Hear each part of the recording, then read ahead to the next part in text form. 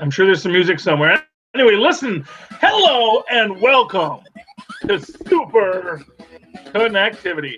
I'm your host, Charlie, the Professor Esser, and with me is perhaps the new professor, perhaps the man who will lead us all into the brave new future that is the Marvel Cinematic Universe. Phil me in Perich. That's the one. Fill me in, Perich. And boy, did he fill me in this week with what may be the most groundbreaking fan theory I have ever heard. Because, it's like, and I was working on my own. I got my own here. I got my own humble offering for the Avengers 3 fan theory and why they can't tell you what Avengers 4 is because it's going to spoil everything. But I think Phil's may be better. So, Phil, do you want to go first? Do you want me to give mine, and then you'll completely trounce it? I don't care if you want to go first. Go ahead. Okay. So let me go first. Let me put out my paltry suggestion. Although I will say this for my paltry suggestion, there is some interesting points that have recently been put out there that maybe was going to, So, what I was first thinking is, what if the reason they don't want to talk about Avengers 4's title, but that what will spoil Avengers 4 isn't that it'll spoil Avengers 4, it'll spoil Ant-Man and Wasp. Ooh. What if Avengers 4 is into the microverse? And bear with me, because remember there was a lot of and this ties into Hawkeye and everything else. So there was a lot of talk about there's no Ant-Man on the poster, there's no Hawkeye on the poster. Where's Ant-Man? Where's Hawkeye? Maybe Hawkeye's in the microverse with Ant-Man and the Wasp, and that's what we're going to be getting. And maybe so here's this crazy theory. Okay, maybe Ant-Man and the Wasp takes place in between the scenes of Avengers 3. Essentially, we're going to see all this stuff in Avengers 3. We're going to get these hints at Ant-Man and Wasp because they just revealed that Wasp is in. When they released some concept art for Road to Infinity War, and it has the Wasp in it. So the Wasp is in there. The Wasp is part of the whole story, but we haven't seen Ant-Man and we haven't seen Hawkeye, but we did see there was something revealed today where someone says they think they found Ant-Man on the poster. And what it is if you zoom in on the Infinity Gauntlet, behind one stone could be a figure. Could just be a weird shadow, but it could be it could be Ant-Man basically wresting a stone out from Thanos' own grip. What if, instead of the microverse, do you know which stone he was behind? No idea. I don't know what any of the stones are. I don't know what the color code's all weird now. But I was gonna say if he was like standing on the time stone, what if he goes back in time to try to stop Thanos somehow, or anything, or at least warn the Avengers he's coming. Well, let me give you this idea. What if you move between the molecules, which we've seen them do? What if you move between the molecules in an Infinity Stone? Ooh. What if he's going inside the Infinity Stone to do something? All right, this will never happen probably, but what if he uses the time stone, goes back in time, tries to correct the whole thing, comes back to the present like, oh yeah, we're all ready, comes back. The present is messed up because he comes back, he's in the heart of New York, he looks up. That's not Stark Tower sitting there. It's a big tower with a 4 on it. Oh, well, we all want this. I know. That's what I said. It probably won't happen. Because like I said, they don't have the rights yet. This is still got so much legal nonsense it has to go through. You don't have to put anybody in the movie yet. All you have to do at the end of Ant-Man, even an end credit scene, just have a building with a 4 on it. I know. Well, first off, that'd be 4 Freedom's Plaza, which is not the Baxter Building. Wow. You know how much nerd rage you get. How can they not have the Baxter Building go right to Forest Freedom Plaza? Yeah, but if it's just a plain building, people, the general audience is gonna be like, "What's that building?" Yeah, well, I think that if they actually made a Baxter Building that looked like the comics, everyone would know what it was. Unless you do like a hybrid of Four Freedoms in the Baxter Building. Yeah.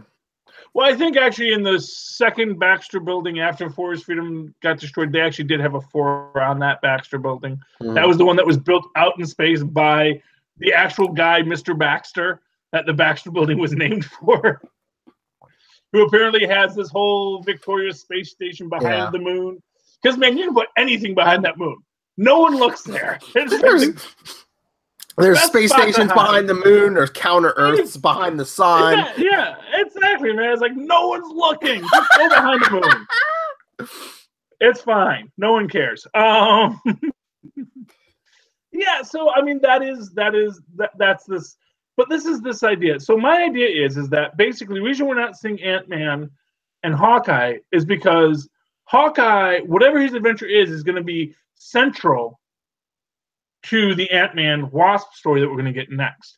And that this Ant-Man Wasp story is going to feature Hawkeye dramatically. And that basically, I'm thinking Hawkeye gets sent to get these Pym particles. Whether Hawkeye works in your theory or not, I think he's going to be Ronin. He's going to be wearing that suit, that ninja suit. Yeah, that's fine. I mean, as we said, they have fun with the suits in these things. Like Cap's suit is clearly with the black star meant to invoke the captain's uniform. Yes. It's very, very much meant to be the captain, and I wish we could get the stripes, but I mean, I guess close enough. Close enough. Yeah, well, it's well, he's got the stripes here. Yeah, I mean, you don't get the full chest stripes. That would be a little, the problem with these guys is that unless it's Tony Stark, it's always hard to explain the costumes. Yeah. Like I said, I mean, even Spider-Man's costume is like when you first see him, he's got that Scarlet Spider costume, which is really much more thrown together kind of thing. And then as soon as Tony Stark gets involved, there's sewing involved and art and design and I do find it interesting that Tony Stark is doing so much more with this metallic mesh armor, similar to like what they have in Wakanda with the Black Panther's armor. That Tony Stark is doing much more in that, even pre-Wakanda, which is one of these things that people have pointed out that basically the biggest threat to Wakanda isn't people finding Wakanda, it's that Tony Stark is going to open the gates of science without Wakanda, and Wakanda will get left behind. There's actually a nice parallel to, China at the turn of, the 1800s, where it was this technological powerhouse that just rested on its laurels. And, the British stole their tech, came in, colonized them. It never happened. Now that you're saying this about Tony Stark making Peter Parker's Spider-Man suit and, Shuri making Black Panther's new suit, got me thinking maybe that's why Hawkeye gets a costume change. Maybe as one of those two or both of them give him a new suit. They're like, oh, yeah. Oh, Shuri's like, wait, he just has a bow and arrow? We could do better than that. Yeah. You know what, though? Those bow and arrows, they do a lot. Maybe he still has like regular weaponry, but maybe she gives him like one of those Black Panther, like his absorbing suits, so he can take a couple hits at least. Well, yeah, but this is a man who shot an arrow at Loki, and the arrow. Exactly. It's like it totally tricked the god of trickery. Think about that for a moment. That here you have Hawkeye. He's up there with his bow and freaking arrow as the aliens are invading. Here's a literal god coming down the pike, and Hawkeye's like, "I got this," and he's like, "Ha ha ha! I caught your arrow." Boom! Shrapnel in the face, Loki. Yeah. And then this movie, he goes all Ronin, and he's gonna be like all Batman. He's gonna have like explosive like batarangs or whatever. I want him to keep the arrows, man. I like that he shoots sticks at things. Yeah, I mean, yeah, he can use those too. But I was never a fan of the Ronin change because I wasn't a fan of like when Hawkeye became Goliath. Oh! Oh! There is your freaking connection, your super connection between Ant-Man and Wasp. Where's Hawkeye? He's getting Pym particles because he's going to become Goliath. You unlocked it! Oh. I unlocked it with my super brain, my super connecting brain. He's going to become Goliath. And there you go. And you can even have that as that's his whole thing. He needs to get these Pym particles because he's sitting there after all that he's gone through, after Age of Ultron, after and he's saying there, I'm shooting arrows at robots. He's like, I need to up my game. Maybe, and he knows. Maybe Pym or somebody's like, hey, I'm working on being able to enlarge a person, without them passing out in 5 minutes, but they need like a clean body, one that hasn't taken Pym particles already. Or no, see, I think he's just going to steal it. No, that's. I think they say he's on his own side quest. I think, you know what? Here's your thing.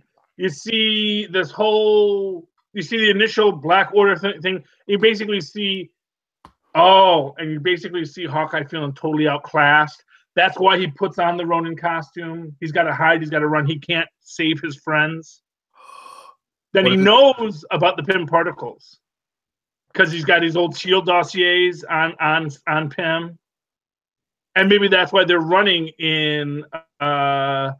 What if Hawkeye is the villain of Ant-Man and Wasp? Ooh.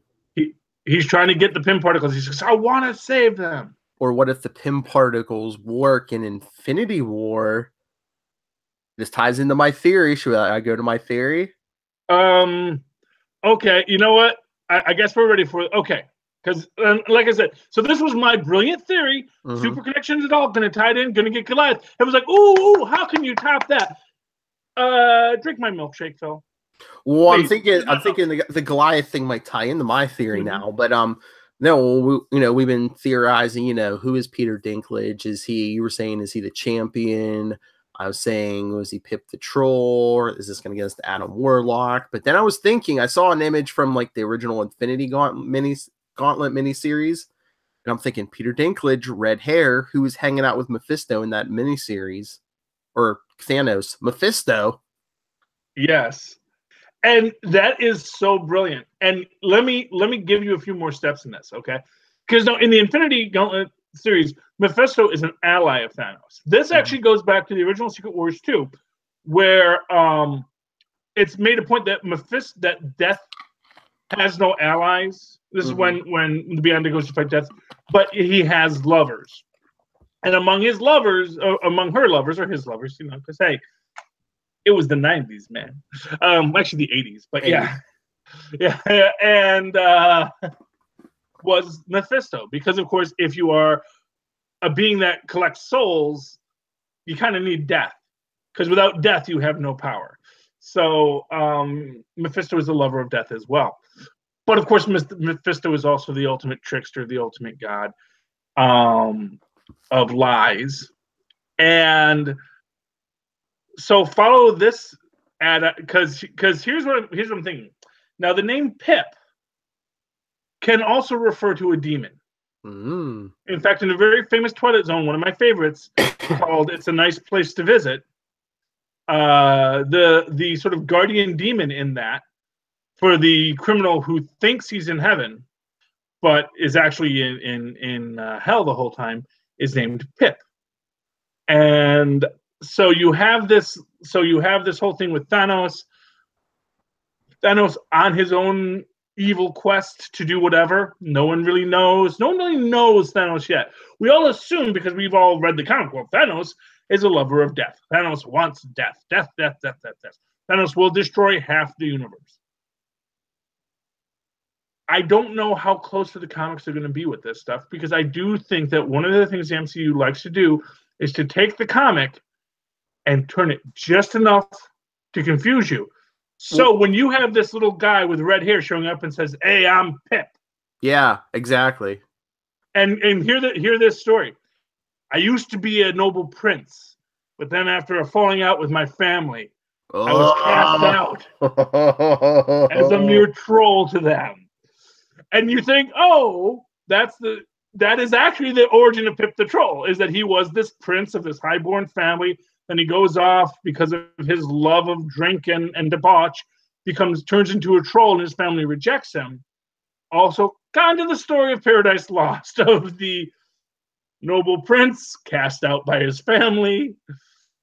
And so he can say the truth to them, and everyone's in the audience going, oh, that's Pip the Troll. Oh, okay, all the fanboys, yeah, he'll be like, I'm Pip, and then like towards the end, it's someone's gonna say Pip the Troll, and he's gonna say, wait, who said I was a troll? And then you're gonna get the big CGI reveal, this big red CGI demon with Peter Dinklage's voice, and just like, I'm gonna give you one better. I get the feeling, and not for nothing, this is the other thing that why I think your theory is better, is it totally makes sense for Doctor Strange to be a part of it now. Yes. And here's the thing: you have this thing where Pip is like, I can help you. You just have to give me something. And however he does it, he gets the Avengers' souls. He gets, what's that missing stone? The Soul Stone. and he gets the Soul Stone, which maybe that's the one that Hank Pym is hiding behind. And then it's revealed, now I have you, heroes.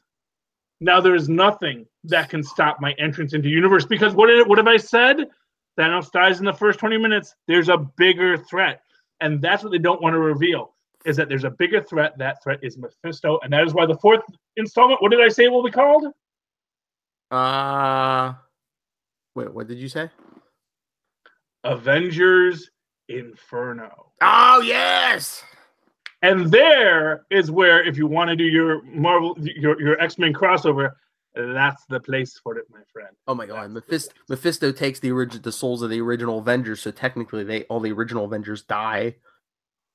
So yeah, Avengers Inferno, all the new guys like Black Panther and everyone else has to go free their souls from hell. Yeah, exactly. And who's left?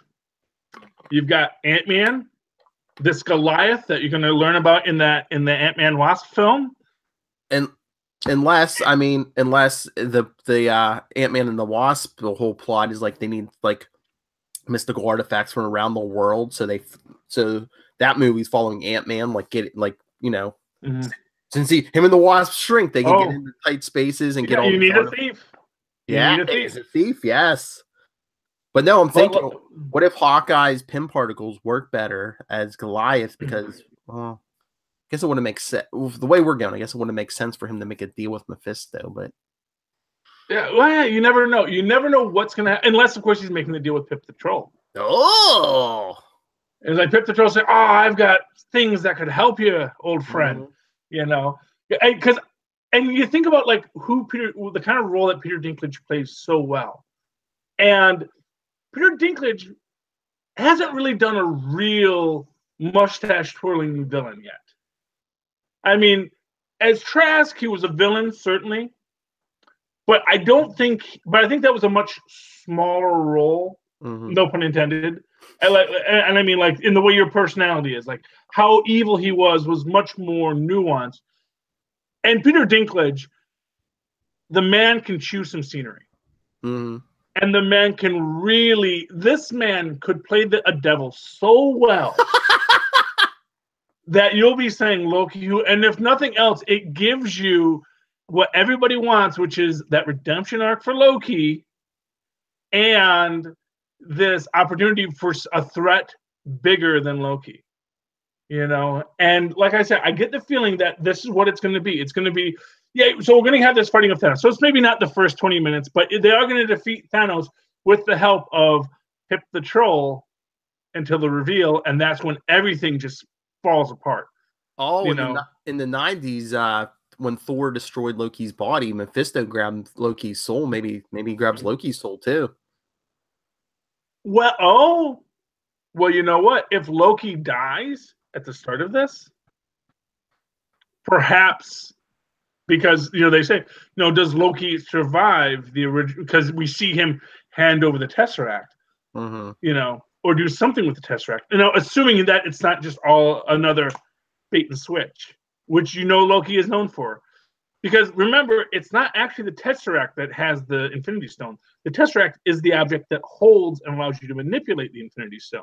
It's not the Infinity Stone itself. So I wonder if Loki leaves that as a failsafe so the others can enter hell. Anything's possible. He is a god of tricks and magic.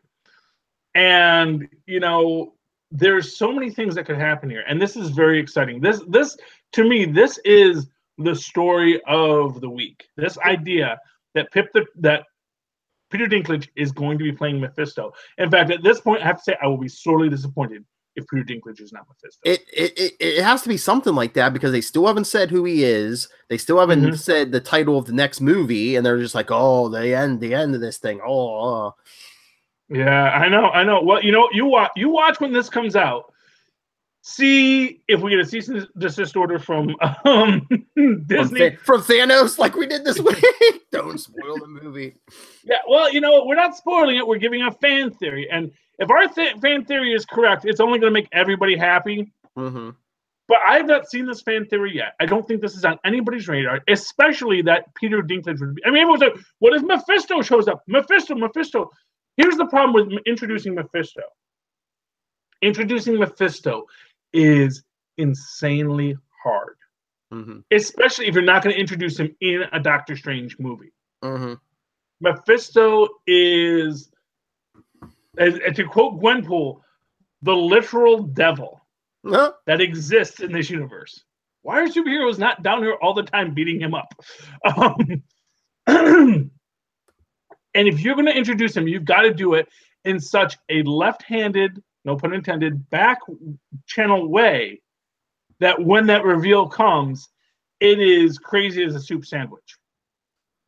You know, for those who we're doing a lot of Twilight Zone episodes, if anyone's ever seen Crazy as a Soup Sandwich or read the short story or read the comic book adaptation, it's great because you get that exact same kind of last panel reveal of, oh, I'm sorry, you thought I was X? I was Y the whole time. I think we got this. So let's just announce it now. Right now, it is Friday, April 6th, 2018. As I'm saying this, it's 7:22 p.m. So live on YouTube. We were the first ones to say this. Yes. Yeah, because I think you're 100% right. And again, like you said, so don't steal it, Rob Southgate. That red hair picture, and everyone's like, oh, he's gonna be Pip the Troll. He's gonna be Pip the Troll, and then no one ever mentions it again. And then right now you have Peter Dinklage in the poster, but no one says who he's playing. You know, and everyone's like, oh, well, he must be Pip the Troll. He's a short person, and a short person should play Pip the Troll. Fine in theory, my friends, but anyone who knows the kind of roles Peter Dinklage plays, he plays short people because he is one, but he wants to play roles that aren't written for short people. Yeah. Did you ever imagine that we live in a world where not only would we get Boulevard Trask and Mephisto in a movie, but they could possibly be made by the same actor? You know, this I'll say is like the wonderful thing about having the MCU separated is that you get these great redemption arcs and these pulling back in of people, and that is a wonderful thing. And the MCU's redeemed 2 Human Torches. Now we're going to go for Trask. Yeah. Well, you know, speaking of Human Torches, and this is completely this tied into what it is. But okay, so I'm driving home. I had to go pick up Indian food. My wife wanted Indian tonight, and Friday night's date night. So I go. I'm away to get the Indian food. There's this little theater on Ridge Road. I don't know if it's called. It might still be called Freddie Rogers Boulevard there, or Frankie Rogers Boulevard. But wherever it is as you're going towards North Arlington from Harrison, you pass this little theater. What's playing right now at that theater, along with Minions? Fantastic Four. The last one? Apparently, I was like, really? Someone still wants to see that? Yeah. Even for $1? Yeah. Maybe they got it for a good price, like free. I don't know. Who knows? Maybe, you know. But you know what? This actually ties into. So this is 2 other things. But one thing I want to talk about, if we have time. Do we have time, Phil? We have a little time. Yeah. Right now, Zack Snyder is on the I Know You Are, But What Am I tour, where he's explaining why Batman v Superman is actually a great film. You're just stupid. I'm going after him tomorrow on Capes. I know. Well, you know, can I? Because I was at work, so I couldn't like give my comment. I'm like planning a rant, but yeah, share your thoughts. But if you're listening to this, if you're listening to this on YouTube or the podcast, stay tuned for tomorrow because I'm gonna rip into him tomorrow on Capes and Lunatics. Yeah. So the line I was going to say is, well, you know, Phil, he probably never read the comics, so he probably doesn't know Batman has another Robin aside from Dick Grayson. What? There was a second Robin? What? Yeah, well, you know, when you're Zack Snyder. So anyway, so here's my point on this, and I'm going to tie it back to Fantastic Four and get to our final thoughts. But so Zack Snyder, on his whole big, I know you're, but what am I rant, he says, why would Batman make a kryptonite spear? Says this is why. And he puts up this image of Jesus being stabbed, you know, with the Spear of Destiny, which, hey, I'll give you, the Spear of Destiny is an item in the DC universe. So good for that someone mentioned that to you. But Zack Snyder, right now what you're doing is you're saying why you would stab Superman with a spear, because you're making an image. That's not why Batman, with all this technology and all these plans and things and kryptonite gas, is going to rely on a handheld delivery spear system rather than just say, even if he says, I need the spear, putting it in a spear gun, you know? I think he is just trying to anger the fandom as a whole, because Lilith was even agreeing with me. It just seems that way. Yeah, well, he's nobody poking the bear. To be honest with you, he is DC's Josh Trank. I actually had that thought today. Yes, on a very real level, he knows his career in this work is over. It's sad in the sense that his film was not Josh Trank bad. It wasn't. It was nowhere near as bad as Josh Trank's Fantastic Four. And he tried. He tried. Why did you say that name? He got well. You know what? Here's the problem with Zack Snyder, and this is Jerry O'Connell. We all love Jerry O'Connell. We will never guess his secret identity, but we do love the man. Can't wait for him to appear on Big Bang Theory. I am so excited about that, especially if Joss Whedon comes in that and they stand by each other. You mean Will? Oh yeah. What did I say? Joss Whedon. That would be cool too. Too many Whedons. And anyway, but Joss Whedon should come into that too. Showed him. But anyway. Oh goodness. But here's my point. It's at the wedding. And there is a good reason why Will Wheaton would be at that. Makes sense. But and it'd be so easy to say, well, Will, why don't you just stand by him? Exactly. Want me to stand by him? Yes, stand by him. Yes, okay. So I guess I'll stand by you, okay. As they walk down the aisle. Anyway, because there won't be as many groomsmen as brides, but they'll make it work, and it'll be this big nerd joke. We're going to love it. But anyway, so for those who don't know, Jerry O'Connell went to NYU Film School after My Secret Identity. He went back to film school. Mm-hmm. And every so often he would be doing his acting work. He'd be doing, I don't know if he's actually directed any major films, even minor films, but because he does a lot of TV work, but he would get in his contract, have me direct an episode. And when he would direct an episode, it would be the most film schooly episode you ever saw. And they're beautiful episodes because they're like taking great angles and cameras and doing wonderful things with image and symbology. But because it's a TV show, those Jerry O'Connell episodes are always just in a stark difference, visually and thematically, from everything else in the series. So basically, it's like, okay, regular series, Jerry O'Connell episode, regular series. And that's where Zack Snyder is, where he's very much in his head. He's trying to make a film instead of just making a movie. He's trying to make a film. And if you try to make a film, you're probably not going to make a good film. Because if he's sitting there saying, you have to stab him with a spear because Jesus was stabbed with a spear, you're doing it in reverse. You're creating an image and then trying to hammer the story into it instead of having the story grow organically, and suddenly you have the image you want. And to give you an example, you could have very easily done this by having just like this kryptonite staff or whatever that's going to be fired out of a pneumatic rifle that misses, and then later, you know, he has to hit it like a spear would, like they do with Doomsday in it. You know, like they actually accomplish that scene, but you don't do it. You don't make it a spear. You don't make it into Chekhov's spear at the start. You have it be.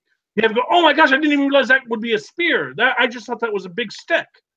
You know, the best way to do it is you actually have like a kryptonite laser that has the kryptonite core, and then after the laser gets destroyed, you have to take the core, and that's how you do it. You know, there are ways you do these things to create a story that actually has that visual look, but isn't like, see what I did there? You see? Yeah, I mean, you're right. He I don't think Zack Snyder's ever read a DC comic. He doesn't understand the DC universe. I mean, when Batman wore that suit and fought Superman, it was like in The Dark Knight Returns, which was like after a lifetime of like ideological differences. It wasn't after the first 5 minutes of meeting the guy. Lex Luthor isn't a 12-year-old. And he's like, oh, yeah, that's Dick Grayson's suit. We killed off Dick Grayson. Can you imagine, Charlie, if Zack Snyder made like a Fantastic Four movie and he like killed off Ben Grimm in like the first 10 or 15 minutes? He's like, oh, yeah, Ben Grimm's not important to the story. Yeah. Well, I could imagine him doing it. But you know what? That goes into this idea of waste about when you have non-fans making these works, you are essentially wasting the potential. And this was something that struck me recently. Okay. So in the last Fantastic Four update, they decided to make Doom a hacker. You know, okay, you know, whatever. But you know what? No. You're putting your face like this. Here's how that would have been brilliant. Okay. If his field of study was AI, and you suddenly have this thing where he's using his AIs to create these bots, these Doom bots, if you will, that are impersonating him around the internet. So every time someone thinks they're talking to him, it's actually just one of his Doom bots. And you just have this introduced that he's got these little things so that every time, so he hasn't taken a test in years. And no, I just, because I can do the test online, or just have a Doom bot take them. You know, I just have one of my Doom bots go in there, and because the Doom bot can come in and it can have the like, it can just do the little CGI face, like, you know, hello, I'm Victor Von Doom, and I'm here to take my test. I'm going to do this remotely because I'm techie and I'm a nerd, and and we honor your nerdery here. And you have these AIs be his whole thing. And then suddenly you've got this thing where he's, you know, creating holograms, and then that's how you do your Doctor Doom.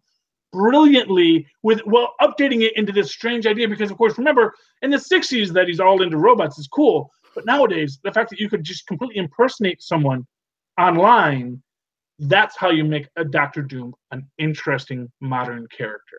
You hit the nail right on the head. I think that's the problem this last movie had, and even like, you know, the last two Fantastic Four movies. Doom wasn't there. Doom did not get powers the same way the Fantastic Four did in the same exact accident. Doom gives himself powers by his tech, by his study of magic and the dark arts. And specifically, that is the raison d'etre of Doctor Doom. Yes! If Doctor Doom got his powers in the accident, why is he jealous of everyone else with powers? Exactly. You know? Exactly. You know, the whole reason of Doom is he is jealous because, and let me give you so they're doing this Doom film theoretically over at Fox. I doubt it'll ever get made, but you know, maybe focusing on Doom is great. But think about this from Doctor Doom's perspective. Son of Gypsies, told that he was cheated out of the crown of Latveria, because we know that this is my headcanon, and it is true. He has been told his whole life, you were cheated out of that crown, you were cheated out of power, you were cheated out of everything. He goes into this school where, you know, he's been recruited by the military, so he already knows they're there to exploit him. But he's just trying to get ahead. He's working like a dog every day, trying to get ahead. And then all of a sudden, You know, you have his roommate is this rich kid, Reed Richards. No, jeez. You know, because people don't know this all the time, but Reed Richards comes from money.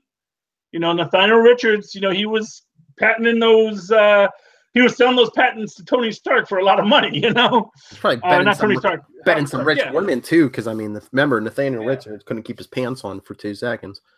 Yeah, exactly. You know, well, that's how we get a little Von Doom and Latveria. That's as smart as Reed Richards. Hey, it was World War II. People didn't know what was going to happen. That's all I'm saying, you know. So Nathaniel Richards behind enemy lines and seduces this young lady who then has to come up with a story and says, "Oh, it was the Baron. Me and the Baron, we were hitting it off." Because well, come we never met him because he's the Baron. That's who I'm having an affair with, the Baron. And then she gets in a family way. Nathaniel, he's off, says, "Oh, I got to go to another time zone." And gets trapped in parallel universes, and nonsense and wackiness ensues. But that is the whole of the Doctor Doom story to me. And within this whole concept, I think that is how you tell a good Doctor Doom story, because Doctor Doom has to be mad about people being given things in many ways, much like Killmonger is in Black Panther, and why he's such a great villain. Because what they gave to Killmonger is, I should have been a Prince of Wakanda.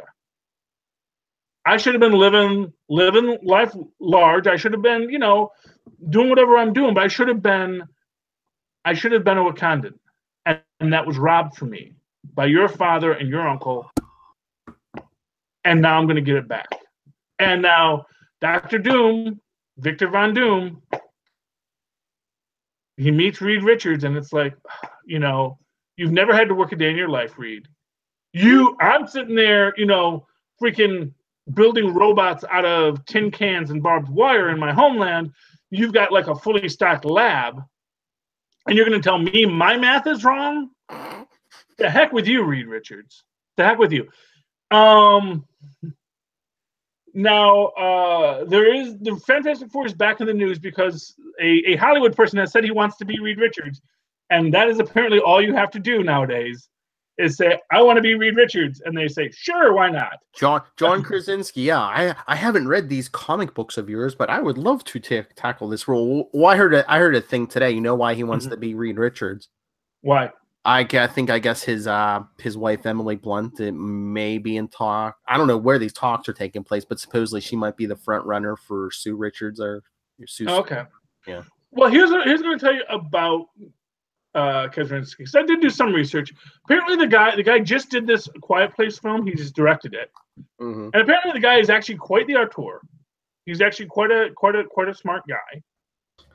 And I think here's what I'm going to say: you don't have to be a comic book fan to act in a comic book movie.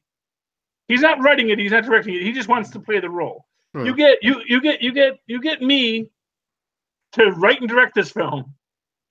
I can put this Krasinski cat in there. It's going to be a good film. I promise you. And here's what I'm going to say. You know, it could be good if you follow what makes Fantastic Four good. Now, personally, I actually didn't get to do my joke here, because my joke was going to be, I want to state right now that I want to play Fabian Stankiewicz in Avengers 4. Because apparently that's all you have to do to get a part in these movies, is say, I'd like to play that role and vaguely look like the character. Look up Fabian Stankiewicz. I vaguely look like him. Don't look at it after he becomes a meth head. Look at him when he first shows up in Avengers. You know, with his nicely coiffed hair and his jolly face. Okay. Let's do that then. Okay. I want to be Quasar in the MCU. Do you really look like Quasar, though, Phil? He's a blonde guy. Oh, you need to be more than that. You need to physically be, like I said, Krasinski, for what you're going to do, he does look like he could look like a Reed Richards. Especially he's got the beard right now, and you look at you look like a beard. When you're the bearded Reed Richards, because like that looks like a bearded Reed Richards. He looks like rubber. Yeah, a little bit. I thought that was Ben Affleck. No, Ben Affleck last week. looks like a man weighted down by superhero movies that he didn't write. and notches. Don't blame that poor man for the fact that he gets cast in these roles, because he does look like a superhero. And then have other people make bad films with him. You called him, he's like, you called him reverse. You called him reverse Chris Pratt. Well, he is reverse Chris Pratt because instead of being buff for these films, he gets fatter. He's trying to do a Raging Bull thing, and it doesn't work well for him, but he's trying. He's trying. What I'm going to say is, I can't say that Ben Affleck is a bad Batman, because I've never seen him be Batman in a good film. I've never been able to say, oh, that film was great, except for Ben Affleck.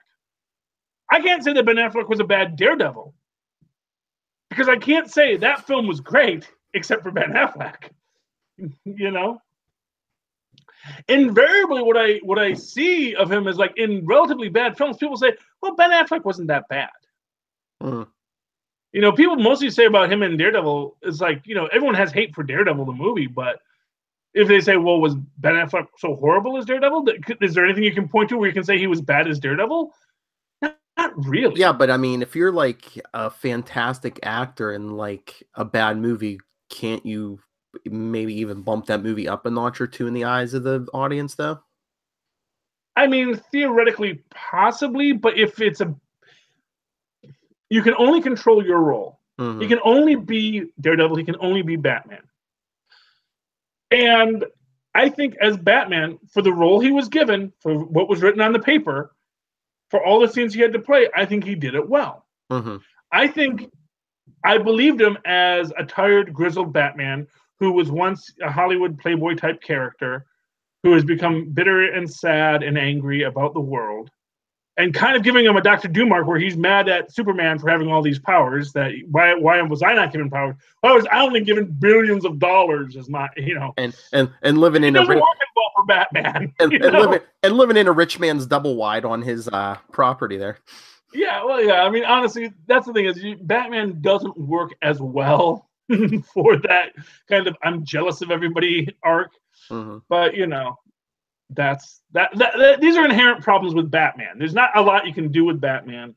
Well, I mean, I guess we'll see what if this Batman, his solo Batman movie ever gets made. Maybe we'll see. Although now I'm hearing rumors that just like the Joker movie, this Batman movie might not even be in the DCEU. Yeah, and now they're saying, oh, maybe the Flash movie isn't going to be called Flashpoint. They're going back and forth because they've already been through like 3 directors, and a couple writers. And it's like because DC has the flop sweats. They have the flop sweats, and they've never had a flop, but they just know they could be doing better. And they don't. And here's the thing: is no one knows if the problem is that they're hiring the wrong people, or that the studio is getting too involved. And I'm going to say, stop. You're both right. That they're hiring the wrong people, and the studio isn't letting these people make the movies they want to make. So it's like I think Zack Snyder was going to make a pretty poor Batman and Superman film from the start. I think that there wasn't really a way that a person who's coming from his mindset on it, which is kind of an anti-comic book mindset, is going to make... So here's my thing. Zack Snyder was coming at this as, this is the story of gods. I'm going to tell the story of gods from a biblical perspective, instead of saying, I'm going to tell a story of modern gods as told in these pulp mythos that are devoured by the hoi polloi, because that's what the original gods were. They were pulp heroes told around campfires for the hoi polloi as they got back from a long day of hunting and gathering, which is hard work, especially that gathering part, man.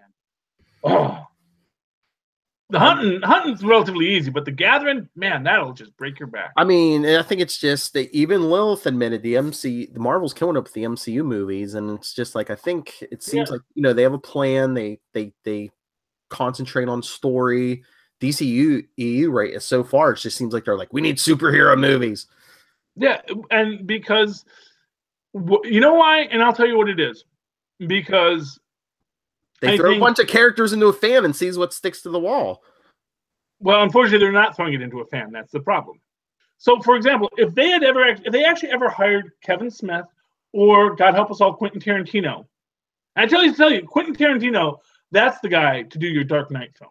Yeah. You want a guy that understands, and I disagree with virtually every comic book idea that Quentin Tarantino has ever spewed out.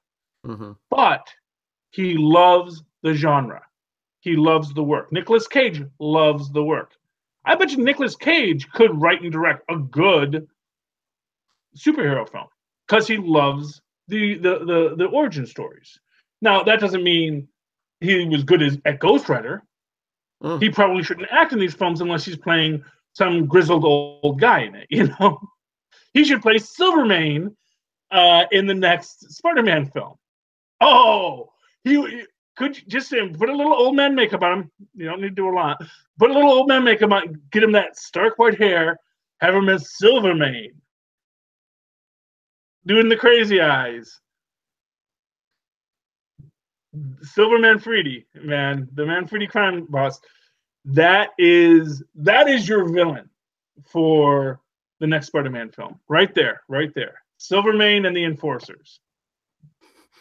Instead of the Declaration of Independence, he's going to steal some stone tablets. Yeah, why not, man? Well, he's going to have people do that for him. Mm-hmm. That's the good point about being a top-notch mobster. So, aside from the fact that the Punisher can't get near you, because the Punisher is bad at his job. Finished watching the Punisher recently. Man, that guy's bad at his job. The guy really is bad at his job. There's a scene in there where you see it, and the Punisher. Okay, spoiler. The whole first part of this film, it's moving towards him wanting to kill this guy. Wants to kill this guy. Mm-hmm. He knows the guy's at a CIA safe house. He gets his shot all lined up, ready to shoot the guy. Never thinks that maybe at a CIA safe house they have bullet-resistant glass. Mm-hmm. Takes his shot. The glass cracks. The guy's like, "What?" And then the Punisher, rather than taking another shot, goes, "Oh, now what do I do? That's bullet-resistant glass." Yeah, yes, it is bullet-resistant glass. You nearly got through it with your high-powered, high-caliber rifle. Take another shot. Charlie, I think we can all admit, I mean... Punisher's bad at his job. Well, yeah, I mean, he might be some form of a military tactician, but besides that, he's not the deepest thinker. But this isn't even deep thought. It's just like, just pretend you're in the NYPD and just keep pulling that trigger. But yeah, that's his business. He should know that, yeah. Exactly. It's like, this is, you should be able to take more than one shot. Because it's like that, it's not like... Well, it would have been more realistic. It would have been more realistic too. Once that glass cracked, if the guy would have dove undercover, fearing that Frank Castle was going to take another shot. He's just like, what? Yeah, exactly. Which side of the glass? It's not on my side or your side. It was a poorly shot scene. It was a poorly done scene. And not for nothing, he knows the guy is there. Yeah, the alarms are on and people are going to come after him.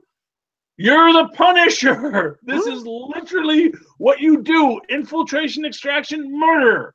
This was what the whole first half of the story was about. How good you are at these things. All right, we got way off track. All right. So, yeah, okay. All right, let's boil it down. As a big Fantastic Four fan, you would be willing to give John Krasinski a shot as Reed Richards? Sure. I mean, I never get mad at the actors. Not until after. Well, no, because I've yet to see an actor really ruin a part. Mm-hmm. Usually the part is ruined by the writer or the director. Usually both. The actor is usually a very capable professional actor who comes in, reads the script as given to them. Sometimes does good, sometimes does bad. The only time I would really say that maybe an actor wasn't very good in the role was the guy who played Bullseye in that Daredevil movie with Ben Affleck. Just because I never bought Bullseye is Irish. Oh, Colin Farrell. Yeah, but again, was that written for him? That was written for him, though. So. Yeah, but okay, Colin Farrell, you can't do a freaking American accent for one film. Yeah, but what if they tell him that? What if they didn't want him to do an American accent? Well, and then that's what sucks about it. So yeah, but that's the thing. It's like that's not, and it's not like the character couldn't be Irish, but like I think he actually did an okay Bullseye in the fact that he's kind of crazy. But I think as when anyone wants to play a crazy villain, they usually go too far and go Joker. They go full Joker. Never go full Joker. Never go full Joker unless you're playing the Joker. No, actually, you'll see that most of the people who do a good Joker usually don't go do a full Joker. Ah, true. Think of Heath Ledger, think of Jack Nicholson, yeah. and then think of the last guy. Yeah. That guy went full Joker. What's his name? What is that dude? Yeah. Not the guy playing Jerome. Jerome, no subtlety. But yes, the guy who plays Joker in Suicide Squad, it's not Heath Ledger, it's got another name. Yeah, he went full Joker, and it just did not work for him because you can't go full Joker.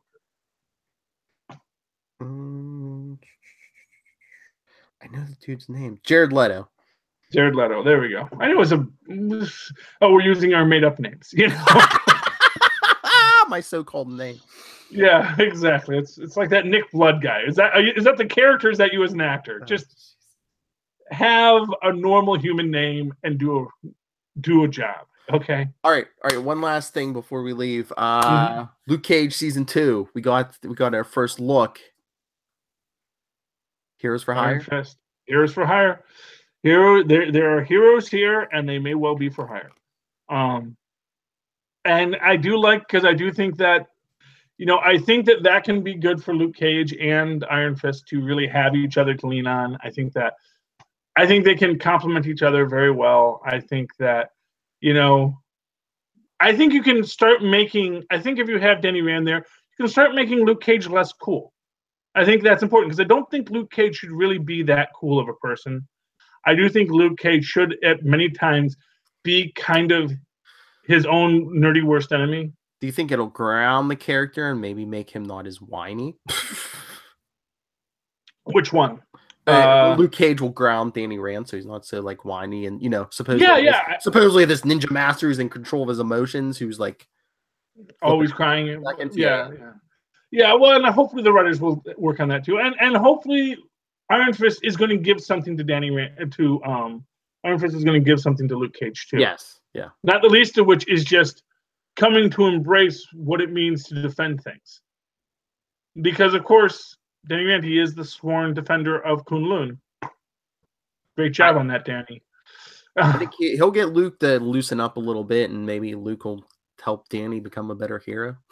Yeah. We'll see if Luke and Jessica. Now there's no Scott Buck attached. Yes. Well, thank goodness for that. Thank goodness for small favors. Jessica Jones ends well too. Yeah, I don't know how far you got, but I watched episode 11 today, and the music video didn't do it, but just Kilgrave got Cray Cray stuck in my head. Oh yeah. The song. Oh. Hey, I want you, Cray Cray. That was, spoilers. That was a clever thing where they can bring back David Tennant every season for at least an episode. Oh yeah. Well, of course. Not for nothing. They really created a great character with David Tennant as the Purple Man, and she'll look better in tights than you do. Well, I think we'll all agree that if anyone who's ever read Hellcat as a comic book, we can all agree that Trish certainly pulls off the tights. And when you see the end of the series, it's good, and it's there's Mary Sue is doing a whole thing where they're very mad at Trish Walker for being human and an addict and all the things that are. I'm mad at her too, but she's an addict. Addicts. I know. Honestly, addicts anger people. Well, her portrayal of the character is spot on and perfect, and no aspect of the character, her choices or her origins, ever make me question it. Everything she says and does, it all makes perfect sense. Chasing a story, chasing superpowers, it's another form of addiction. Like Jessica told Malcolm, about him sleeping with a ton of women. She's like, exactly. It's basically the same thing as sticking a needle in your arm. Exactly. Just sticking something else in someone else. It's it's an addiction. But this is what I'm saying. This is Netflix is killing it. I certainly hope we're going to continue to get Netflix, even though Disney and Netflix are not as chummy as they were earlier.